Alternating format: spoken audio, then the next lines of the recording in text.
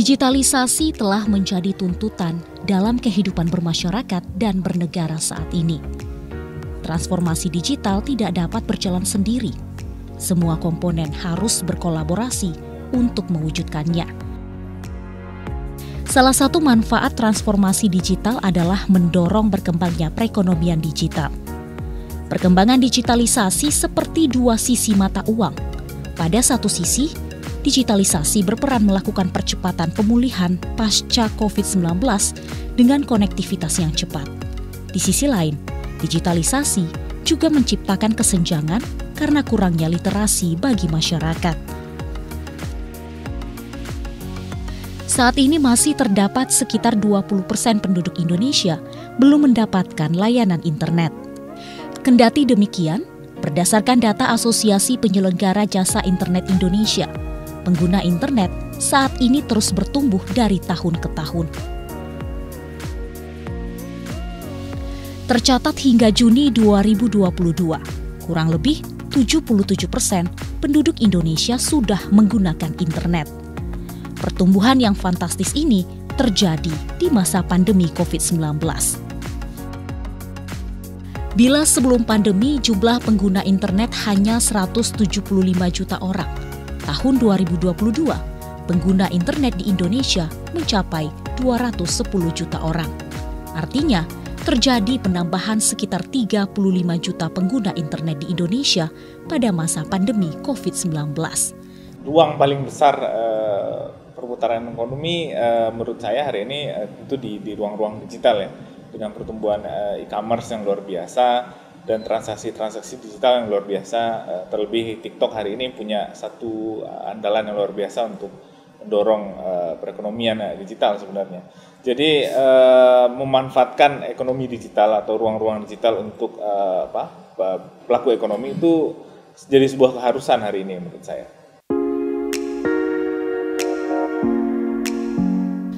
Pertumbuhan teknologi digital yang semakin pesat saat ini mulai dimanfaatkan oleh sejumlah perusahaan dan UMKM untuk memasarkan produk melalui media sosial. UMKM Rendang Gadih milik Dedi Chandra misalnya. Sejak didirikan tahun 2015, UMKM ini menjalankan metode pemasaran digital untuk menjual produk yang dihasilkannya.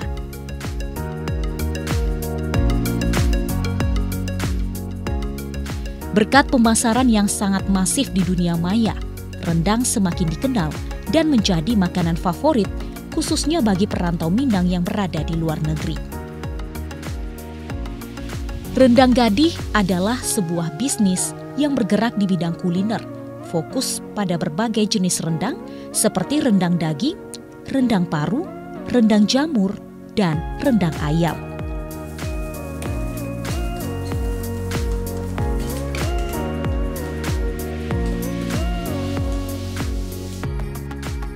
Rendang Gadih merupakan produk makanan asli Minang yang sudah mendunia dan telah meraih penghargaan pemenang UMKM Pangan Award 2017 dari Kementerian Perdagangan Republik Indonesia.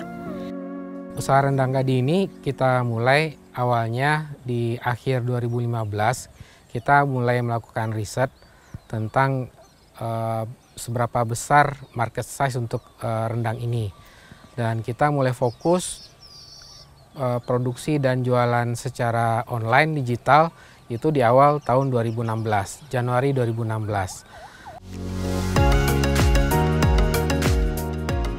Melalui metode pemasaran digital yang dijalankan, UMKM ini berkembang sangat pesat dan hadir di berbagai platform seperti WhatsApp, Instagram, bahkan telah merambah beberapa pasar online terbesar di tanah air.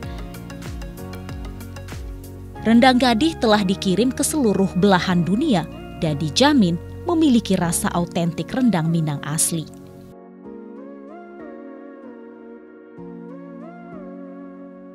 Kenapa kita pada akhirnya memilih untuk produksi rendang ini?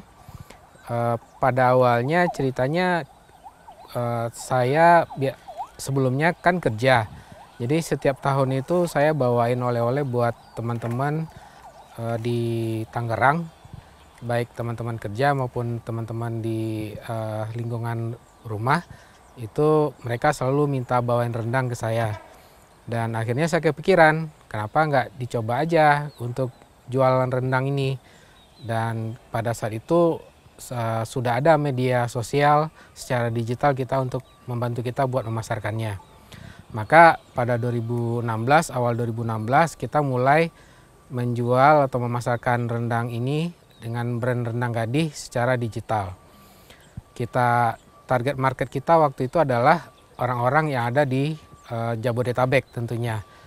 Kita pilih market ini karena secara nilai ekonomi bisnis itu Jabodetabek adalah pasar terbesar untuk perputaran ekonomi di Indonesia.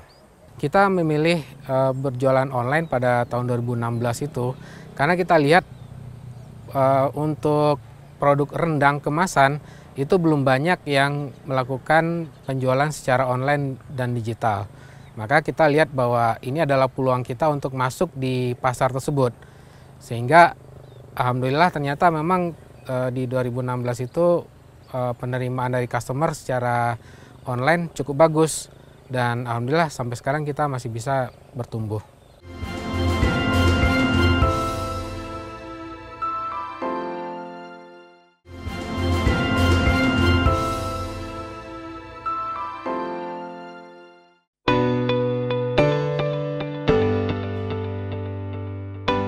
Pengetahuan tentang sosial media marketing menjadi sangat penting karena sosial media marketing adalah strategi marketing paling efisien saat ini. Tren pemasaran secara digital terbukti efektif karena memiliki jangkauan yang lebih luas dan biaya yang lebih murah. Agar lebih berkembang, Deddy Chandra tidak hanya memproduksi rendang siap saji. Kini, sesuai tuntutan pasar, Rendang Gadih hadir dengan rendang instan agar siapapun bisa memasak rendang sendiri di rumah mereka. Ini menjadi salah satu strategi marketing yang dilakukan Rendang Gadih agar pencinta rendang tidak bosan.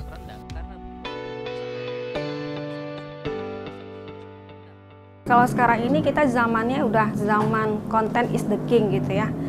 Jadi kita harus bisa beradaptasi atau membuat atau memproduksi konten-konten sendiri untuk kita upload di sosmed. Karena kalau tanpa konten kita akan susah mendapatkan new customer, begitu.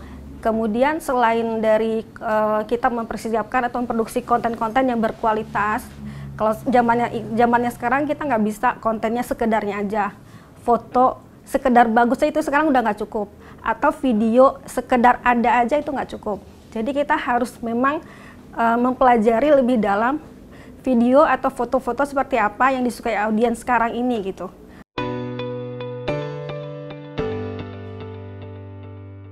Tidak hanya promosi yang dilakukan secara digital, dalam produksinya Rendang Gadih juga memanfaatkan teknologi, yakni memasak rendang dengan menggunakan mesin. Mesin ini dapat memasak rendang sebanyak 45 kg per hari dan hanya butuh 1 orang untuk membantu memasukkan bahan.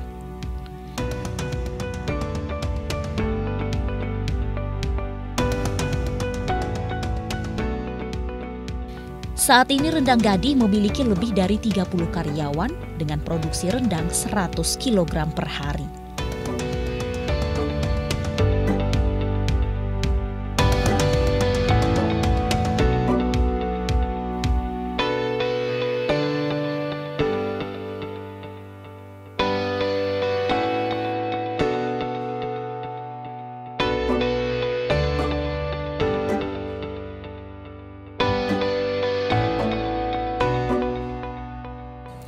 Kesulitannya berjualan secara online itu tentu kita mesti membuat customer itu percaya, trust dengan produk kita. Apalagi kita sistemnya adalah bayar di depan.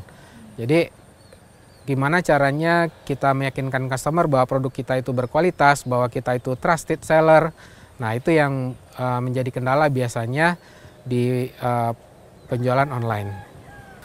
Untuk beradaptasi dengan perubahan yang sangat cepat, maka kita tentunya melakukan beberapa hal yang untuk mampu beradaptasi. Diantaranya kita merekrut talent-talent yang profesional di bidangnya, kemudian kita melakukan training terhadap tim-tim kita supaya mampu beradaptasi dengan perubahan-perubahan.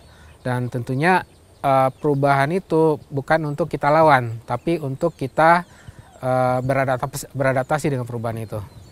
Di kita sendiri ada tim konten kreatornya, mereka bekerja berdasarkan planning yang mereka susun sendiri ya. Mereka susun sendiri planningnya untuk 1 bulan kerja itu seperti apa, dan dari planning itu mereka baru menyusun hal-hal teknis terkait dengan konten-konten yang akan mereka create.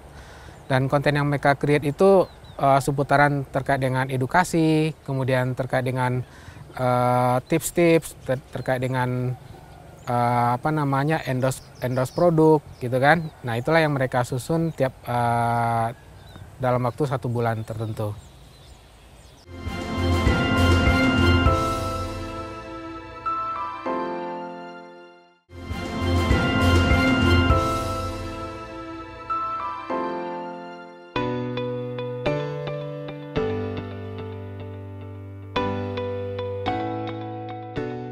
Tidak hanya Dedi, saat ini banyak perusahaan dan UMKM mulai melirik jasa konten kreator untuk membuat konten terbaik berupa tulisan, gambar, dan video yang akan ditampilkan pada berbagai media seperti Snapchat, Instagram, Facebook, TikTok, dan website.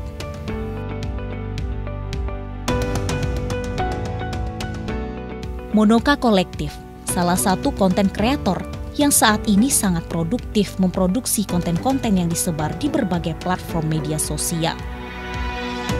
Sekelompok anak muda ini mulai menjalani usaha sebagai kreatif agensi sejak tahun 2017 dan semakin berkembang di masa pandemi COVID-19. Pelaku UMKM tentunya sangat berharap konten yang dihasilkan para penggiat digital ini mampu meningkatkan penjualan mereka. Hari ini ada kabar baik.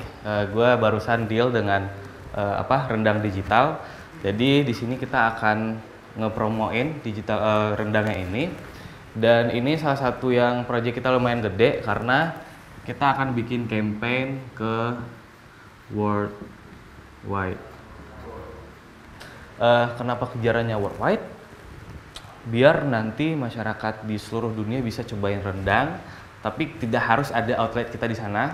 Nah, jadi sekarang gue minta kita diskusi untuk bagaimana kita bikin campaign untuk worldwide, terus gimana editorial plan-nya dari Alan nanti ya, untuk bikin desainnya seperti apa, campaign-nya seperti apa, konten-kontennya. Terus nanti Ucup, lo nanti bantu gue di KOL, kita listing KOL, kalau bisa yang di luar negeri gitu, beberapa KOL luar negeri untuk kita distribusiin. Media-media, ini media nasional Fazli ya. Ini harus, kalau bisa nih ratusan media harus kita kontak dan kita lakuin ads di akunnya. Dan kebetulan ini akun ini udah verified si ininya. Jadi kita udah dapet trust dari dari audiensnya. Kita udah punya USP yang sangat bagus. Tinggal gimana cara kita bikin ini lebih gede dan bisa menjangkau pasar yang worldwide, ya kayak gitu. Cukup. Mungkin ide ini bisa kita eksekusi, nanti kita tinggal bikinin editorial plan-nya. Untuk yang emotional approach, ini kita usahain narasinya bagus banget, biar nanti para perantau yang di luar negeri itu bisa kita tarik emosinya untuk mencobain, untuk membuat mereka kangen dengan cita rasa lokal gitu ya. Terus juga untuk problem penyajian ini juga masuk akal karena gak mungkin mau kemana dicari gitu ya kalau di luar negeri bahan-bahan untuk rendang. Jadi ini nanti gue pengen konsep kita yang ini outputnya bisa video, bisa TVC dan photoshoot ya. Oke, paling itu aja ya guys ya. Abis ini gue sama Fazli bakal bikin decknya, Ucup sama Alan bisa discuss dengan tim kreatif gimana campaign dan editorial plan-nya. Oke, paling itu aja guys. Semangat. Thank you.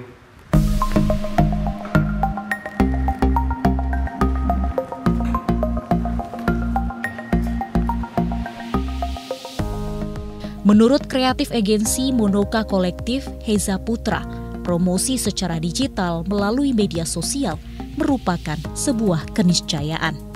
Media sosial mampu menembus seluruh lapisan masyarakat, bahkan dunia, mulai dari golongan atas hingga bawah. Untuk itu, seorang konten kreator harus dapat menciptakan karya baru yang menarik, kreatif, sekaligus mendidik. Salah satu output mungkin yang bisa kita hasilin sekarang, dan itu mungkin karena project kita yang lagi running juga, itu lebih ke kayak sosial media. Jadi kita nge-handle ada beberapa klien, itu kita coba untuk ngeaktifin sosial media mereka gitu. Kita jadi sebagai tim kreatornya dan juga tim konsultannya untuk pembuatan konten-konten promosi untuk klien-klien kita di lokal kayak gitu. Itu mungkin berawal dari karena kita tim. Jadi untuk tim agensi sendiri kita sudah lengkap, ada fotografer, ada videografer, ada tim desainer juga dan copywriter. Jadi untuk satu tim yang udah compact nge-handle sebuah sosial media itu harusnya sudah menjadi tawaran yang bagus untuk membantu bisnis UMKM. Apalagi bagi para pelaku UMKM, karena mungkin akan keberatan bagi mereka untuk nge-hire satu-satu tim mereka, kayak harus ada fotografer, copywriter gitu untuk membantu membuat konten, untuk promosi gitu. Nah, itu kenapa tawaran kita sangat bisa dapat membantu para pelaku UMKM, karena untuk satu tim agensi kita sudah bisa membantu promosi mereka setiap bulannya kayak gitu.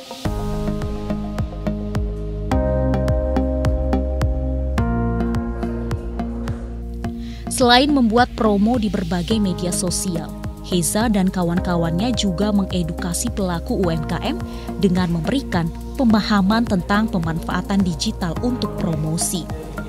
Tidak dipungkiri, masih banyak pelaku UMKM yang enggan berpromosi melalui digital karena minimnya literasi digital yang mereka miliki. Sebagai pribadi yang melek dengan dunia kreatif anak muda, Heza yakin ke depan promosi digital akan semakin berkembang. Apalagi saat ini, segala aktivitas yang dilakukan hampir semuanya berbasis digital dan semakin banyak perusahaan yang juga mulai mengoptimalkan digital.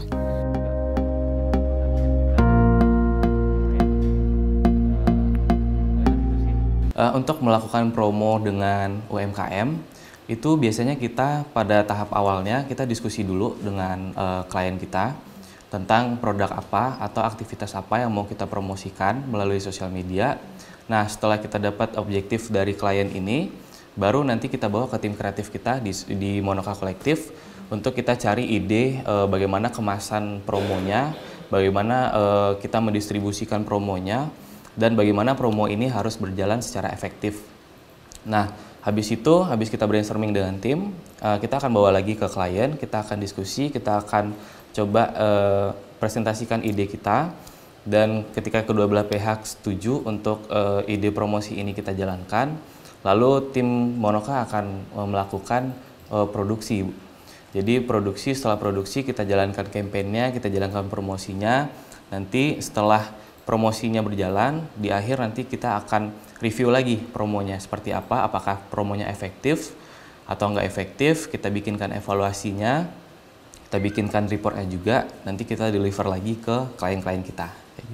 Kita berusaha untuk bagaimana brand ini terlihat seperti manusia gitu, cara komunikasinya, karena kita lebih bisa ngejar emosional audiensnya, kedekatan dengan audiensnya, kayak gitu sih. Untuk dunia digital sangat gede tantangannya sekarang, karena apalagi di era Web3 udah mulai masuk NFT dan Metaverse, dan kita mungkin sekarang lagi fokus di sosial media gitu ya, kayak Instagram, Facebook, TikTok.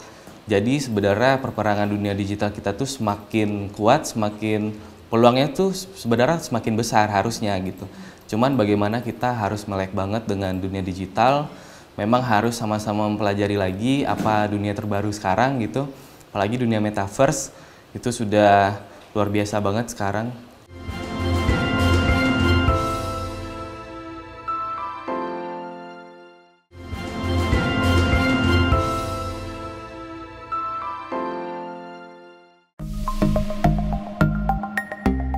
Menjadi seorang konten kreator merupakan pekerjaan yang terbilang keren di kalangan anak muda saat ini.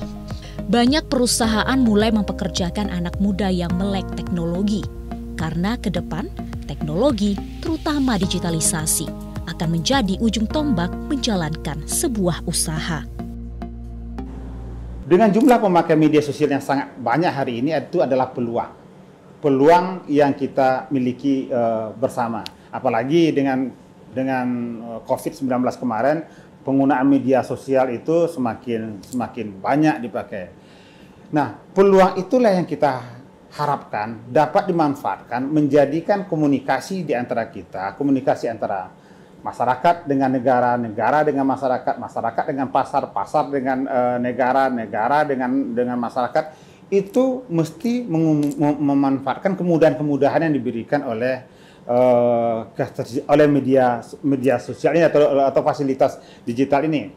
Ini pertama yang dunia kita suka, dan juga menurut saya pribadi dan menurut teman-teman juga ini peluangnya sangat bagus untuk pelaku ke kreatif industri untuk di lokal, apalagi karena sangat banyak brand yang harusnya bisa kita bantu di lokal sendiri sebagai kita tim kreatif, tim agensi, bagaimana kita bisa saling berpegangan tangan dengan pelaku UMKM yang lain, bisa membantu mereka untuk grow, karena beberapa kali kita merasa senang karena brand yang kita handle itu grow, mencapai targetnya, dapat berkembang. Nah, itu menjadi kepuasan sendiri bagi kita tim kreatif yang ada di lokal, karena UMKM atau brand lain berkembang, kita pastinya juga akan berkembang. Gitu. Negara juga harus melindungi masyarakatnya, negara harus melindungi pasarnya. Bagaimana keterbukaan hari ini yang relatif besar baru dimanfaatkan oleh pasar, tidak kemudian berdampak buruk kepada masyarakat. Dia harus memproteksi masyarakat dari percepatan dunia digital ini. Nah, proteksinya apa? Dengan memberikan pemahaman pendidikan terhadap berdigital itu sendiri.